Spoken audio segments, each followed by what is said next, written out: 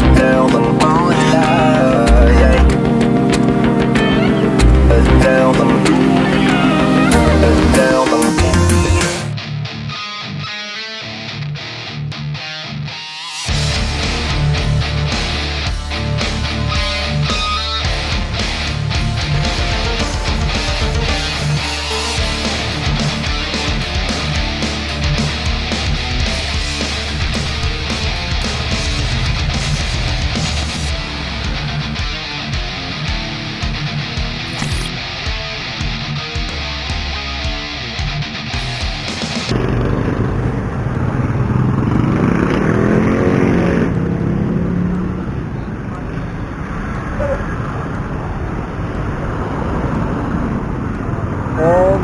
yun guys, hindi ata nagre-record yung ating binablog kanina.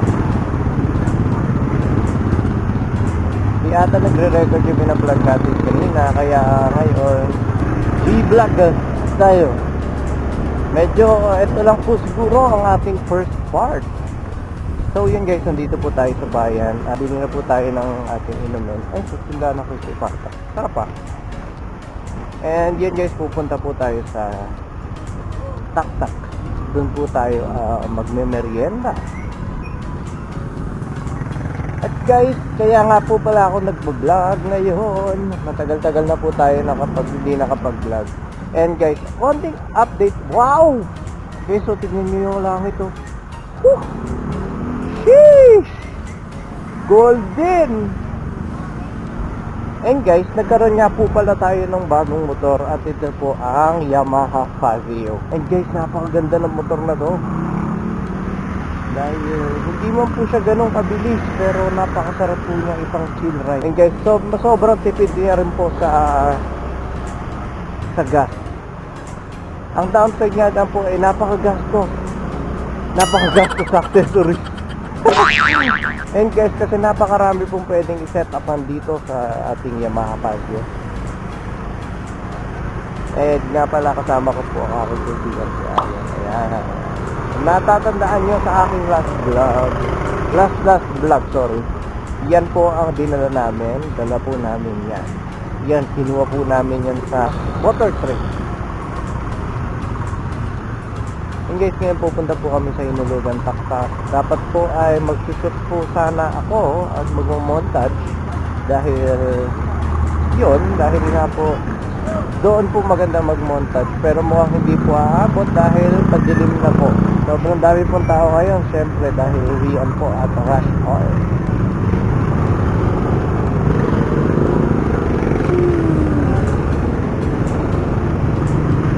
Napakaganda po ng suot ng t-shirt ngayon. Ang suot po ngayon ay Voltes 5. Kasi ayon ko nakikita nyo sa side mirror.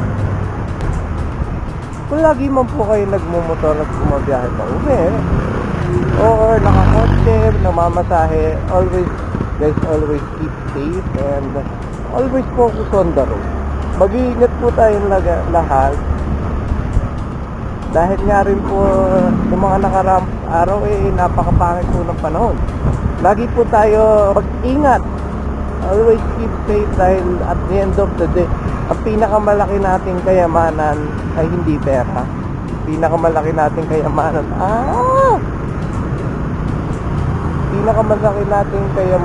ay ang ating kalusugan. Always keep safe. Sa tuwing babiyahe po tayo. Engage. Oo nga pala, open na po pala ang Inares Center. Pwede na pong open na po ang Inares Tiangge at Peria. Pwede na po pumunta ang ating mga pamilya doon. At guys, after 2 years, bumalik na rin po ang Inares. Guys, napakaganda pa rin po doon. Napakasaya. Pinakamasaya pong ginagawa doon, siyempre umili ng pangregalo. Siyempre Tiangge, mura ang bilihin. At guys, napakasarap pag food trip. Minsan sarap na shawarma doon. Kumain kami ng kapatid doon nakaraan. And guys, hindi po talaga ako mapakali. Napakaganda po ng langit. Ayun o. Guys, meron nga po pala idle stop itong Fazio.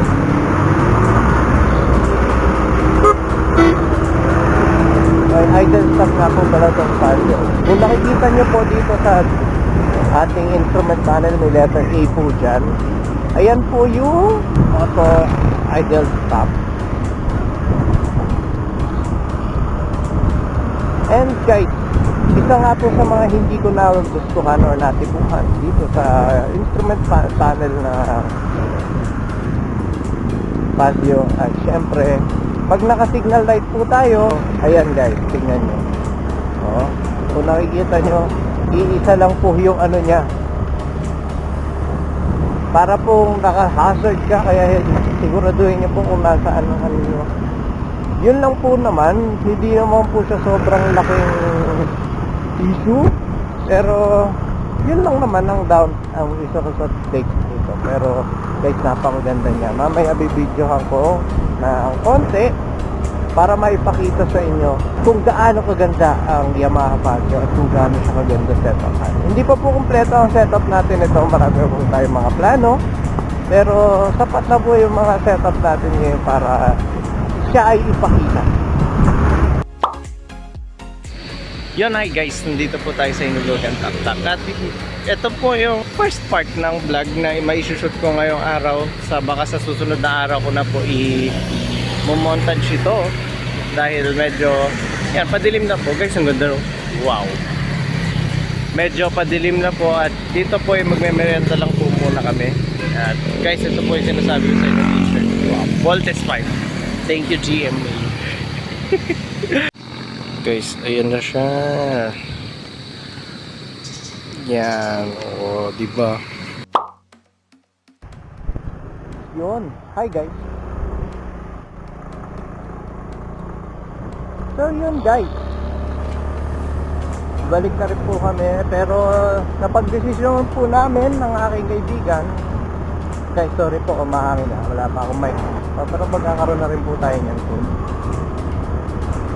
So yun guys, napag-desisyon lang po namin na pumunta po sa Inares ngayon.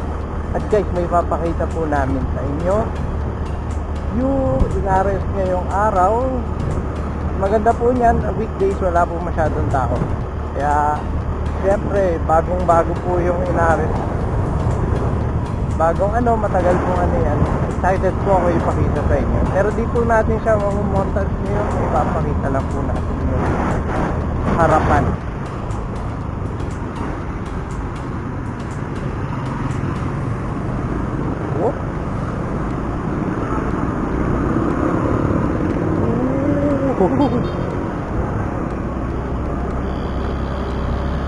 Ang dami kasing metal plate dito.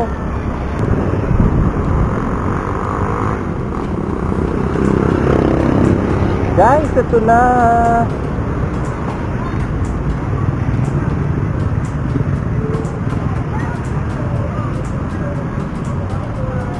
We're here guys. Wow, ang daming ngayon Medyo guys, medyo kompleto na po yung Tianggian. Yan. The next day. Oh, but I will! Even if I have to come back tomorrow! And the next day! And the next day! And the next day! So,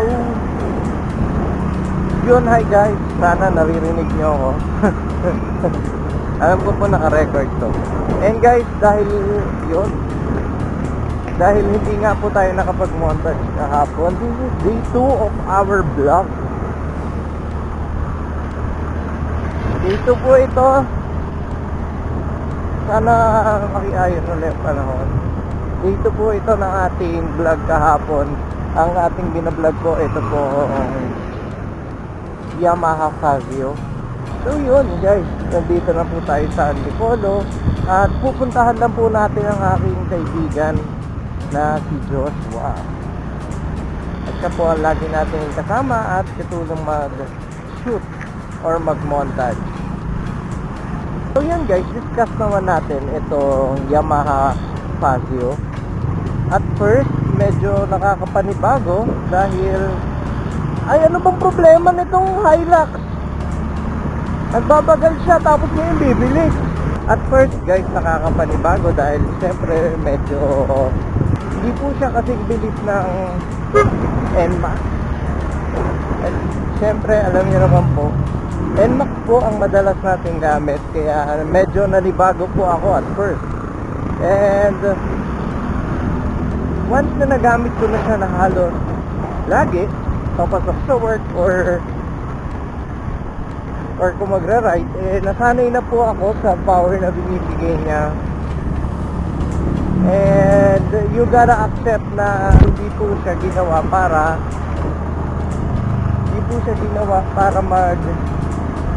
mabilis.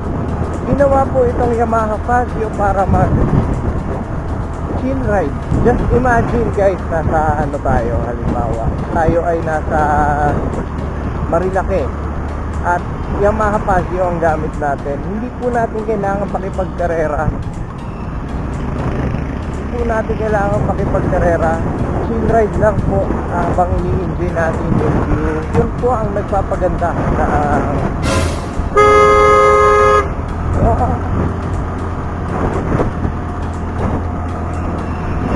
kita niyo yun guys, may mga kamote talagang malala eh. So yun guys, konting feedback lang dito sa Yamaha Fazio. Konting feedback lang sa Yamaha Fazio. Nung una nagamit natin siya, medyo nanibago tayo. First, nakakapanibago, pero once na ma-realize mo na ang Fazio hindi po ginawa para magmabilis. I think Fazio was built para ma-enjoy natin ang pagra-ride. It was just for a road trip with friends. It was built to create memories. Until the morning light, yeah. Until the morning light, yeah.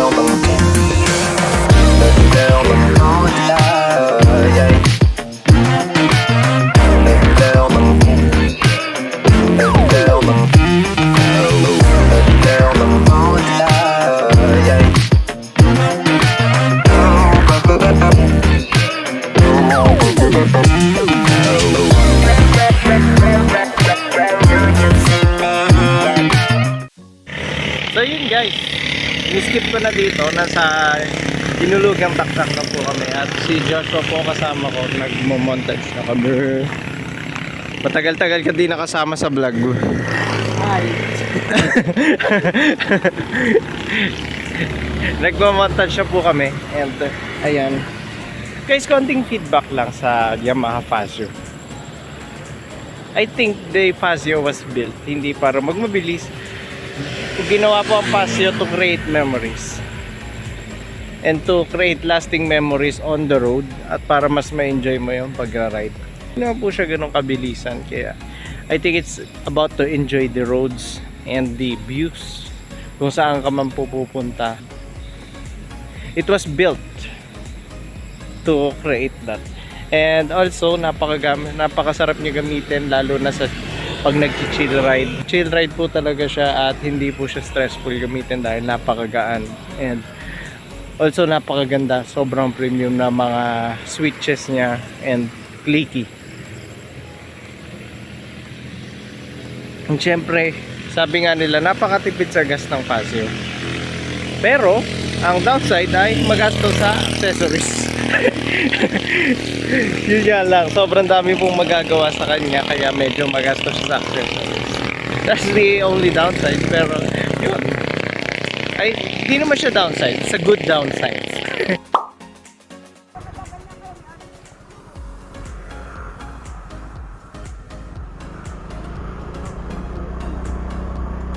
Nagbi-blink lang pala yung ano.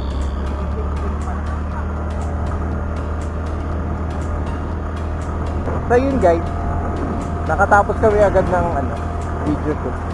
And ngayon bibili kami ng pang merienda para makapag-merienda kami. Guys, dito ko na po tatapusin yung vlog. Tagal-tagal tayo hindi nakapagod. Ang dilim? Ang bilis dumilim! Ito yung Dinulugang Taktak. Dito ko na po tatapusin yung vlog. Guys, matagal tayo hindi nakapag-vlog. And it's nice to be back. And maraming salamat kung naabot mo po dito. Maraming salamat po sa panonood. And as always, keep safe and mag-ingat po kayo lahat. Bye.